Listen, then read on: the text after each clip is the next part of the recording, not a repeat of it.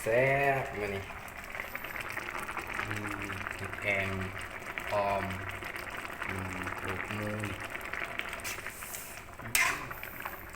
บ่ายสองงานเสาร์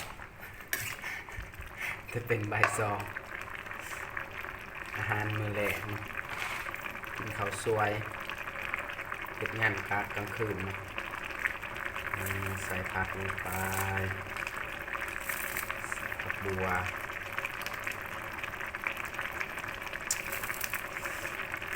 กิน2 คนซ้ำกิน3-4 คนเนาะเป็นไว้ในตู้เย็นอันโบเบิร์ตแต่ว่าได้กินแบบว่าอาหารมื้อทำอิฐได้กิน4 โมงเนาะคือว่ามันอยู่ไทยเงินงานอยู่ไทยเนาะแต่ว่าครั้งแรกนะได้กิน4 โมงบ่มีงบพี่น้องตามเงินเสียออกเนาะเงินออกมาว่างเนี่ยได้แต่1,400พี่น้อง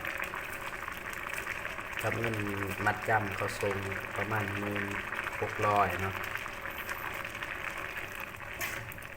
จังได้กินนะอาหารแซ่บๆ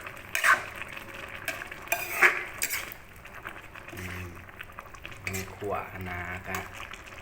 บูดเลย